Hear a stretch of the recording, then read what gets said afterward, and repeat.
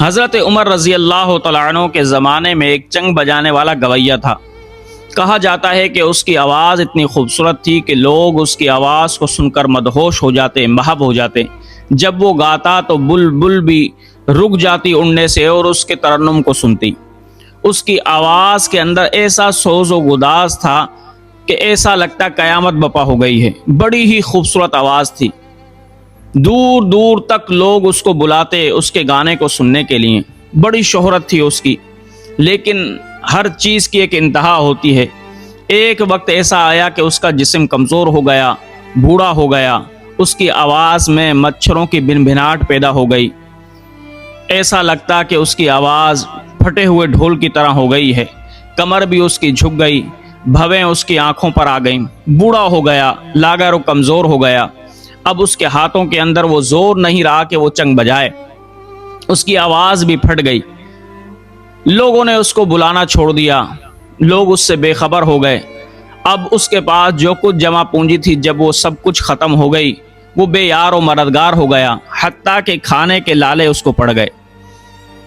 تو وہ گویہ اللہ رب الجلال کی بارگاہ میں سوال کرنے لگا کہ اے مالک مولا، تیرا بڑا کرم ہے کہ تو نے اس بندے کی عمر کو دراز کیا اور 70 سال تک تو نے مجھے مہلت دی، لیکن میں باز نہ آیا، گناہوں کے راستے پر چلتا رہا اور 70 سال میں نے گناہوں میں ضائع کر دیے۔ اے میرے رب ذوالجلال، لیکن تو اتنا رحیم و کریم ہے کہ 70 سال تک میں تیرا نافرمان رہا، لیکن تو نے اپنی بخشش، تو نے اپنی عطا مجھ پر بند نہ کی۔ اے رب ذوالجلال، اب لوگوں نے مجھ سے اپنے در کو بند کر لیا ہے، یا اللہ صرف تیرا ایک در کھلا ہے۔ اے رب ذوالجلال، اب تو وقت یہ آ گیا ہے کہ کھانے کو بھی کچھ نہیں ہے۔ اے مالک المولا، اب میرا چنگ سننے کو کوئی تیار نہیں ہے، لہٰذا اے میرے رب، اب میں تیرا مہمان ہوں، تیرے لیے چنگ بجاؤں گا، یا اللہ اب تو میری مہمانی کر۔ یہ کہا اور روتے ہوئے مدینے کے قبرستان میں داخل ہوا۔ وہاں پر خوب جی بھر کے چنگ بجائی اور زار و قطار روتا رہا۔ روتے روتے جب وہ تھک گیا تو قبر کے اوپر ہی سو گیا۔ حضرت عمر رضی اللہ تعالی عنہ بیٹھے ہوئے ہیں۔ حضرت عمر کو بھی فوراً نیند آنے لگی، تو حضرت عمر سوچنے لگے کہ یہ وقت تو مجھے نیند نہیں آتی، کیا وجہ ہے کہ آج نیند آ رہی ہے؟ پھر سوچا کہ شاید کوئی غیبی معاملہ ہو۔ آپ نے تکیہ لیا اور سو گئے۔ خواب کے اندر حضرت عمر رضی اللہ تعالیٰ عنہ کو حکم دیا جاتا ہے، اے عمر، میرا ایک معزز بندہ ہے، میرا نیک بندہ ہے، اس کو جا کر میرا سلام بھی دینا اور بیت المال سے 700 دینار لو اور لے جا کر میرے اس مہمان کو دو، اور میرے مہمان کو کہو کہ ان کو خرچ کرو، جب یہ خرچ ہو جائیں گے تو میں تجھے اور دے دوں گا۔ حضرت عمر رضی اللہ تعالی عنہ فوراً نیند سے بیدار ہوئے۔ آپ بیت المال میں گئے، 700 دینار لے کر آپ قبرستان کے اندر داخل ہو گئے۔ اب آدمی کو تلاش کرنے لگے کہ کون ہے، لیکن دیکھا کہ پورا قبرستان خالی ہے، صرف ایک چنگ بجانے والا وہاں پر لیٹا ہوا ہے۔ تو حضرت عمر رضی اللہ تعالیٰ عنہ دل میں سوچنے لگے، یہ چنگ بجانے والے تو گناہگار ہوتے ہیں، یہ تو اللہ کا پسندیدہ اور فرما بردار بندہ نہیں ہو سکتا، اللہ کا پاک بندہ نہیں ہو سکتا، کوئی اور ہوگا۔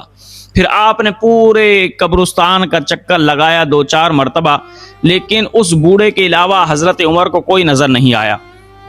تو حضرت عمر رضی اللہ تعالیٰ عنہ نے دل میں سوچا، شاید کہ اندھیرے کے اندر بھی روشنی ہوتی ہے، شاید کہ یہی بندہ اللہ کا برگزیدہ ہو، نیک ہو۔ حضرت عمر رضی اللہ تعالیٰ عنہ اس بوڑھے کے پاس گئے، دیکھا وہ سویا ہوا ہے۔ آپ خاموشی سے وہیں کھڑے ہو گئے۔ تو حضرت عمر کو اچانک چھینک آئی، تو اس چھینک کی آواز سے وہ بوڑھا اٹھ گیا۔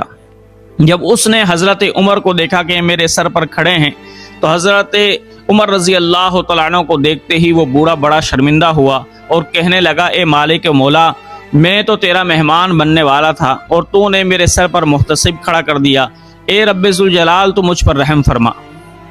یہ کہا اور زار و قطار رونے لگ گئے۔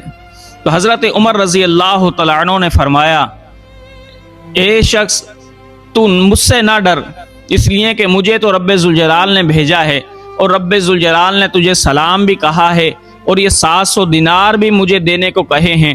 ان دیناروں کو خرچ کر، جب خرچ ہو جائیں واپس تو ادھر ہی آ جانا، میں تجھے اور خرچہ دے دوں گا۔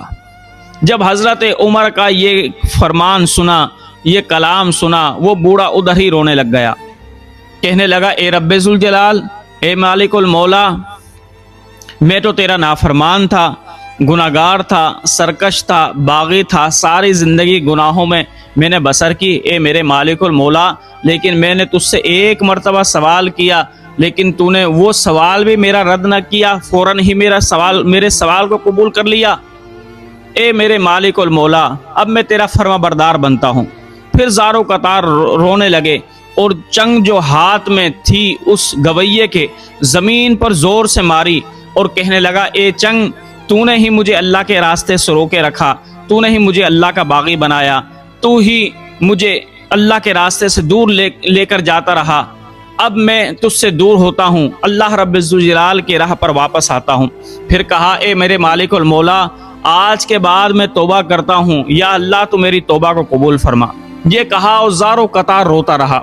تو حضرت عمر رضی اللہ تعالیٰ عنہ نے اس بوڑھے کو کہا کہ اے بوڑھے، اب تو اللہ رب ذوالجلال کا محبوب بن گیا ہے، اللہ رب ذوالجلال کی اطاعت کر، میرا رب تو اتنا مہربان ہے کہ اگر کوئی شخص ساری زندگی گناہوں کے اندر مبتلا بھی رہے، لیکن رب ذوالجلال کی بارگاہ میں جب وہ سچے دل سے آ جاتا ہے تو مالک کائنات کسی کو بھی دھتکارتا نہیں ہے، اپنی بارگاہ میں قبول فرما لیتا ہے۔ لہٰذا رب ذوالجلال نے تیرے توبہ کو بھی قبول کر لیا ہے، تیرے سابقہ گناہوں کو بھی معاف فرما دیا ہے، اب تو رب ذوالجلال کی بارگاہ میں مقبول ہو گیا ہے۔ تو میرے بھائیو عزیزو، کوئی شخص کتنا بھی بڑا گناہگار کیوں نہ ہو، لیکن ہمارا رب اتنا رحیم و کریم ہے کہ ہمارے رب کی بارگاہ میں کوئی شخص آ جاتا ہے تو رب ذوالجلال اس شخص کو رد نہیں کرتا، اس شخص کو دھتکارتا نہیں ہے، بلکہ اپنی بارگاہ میں اس کو قبول فرما لیتا ہے۔ شرط یہ ہے کہ کوئی رب ذوالجلال کی بارگاہ میں سچے دل سے آئے صحیح۔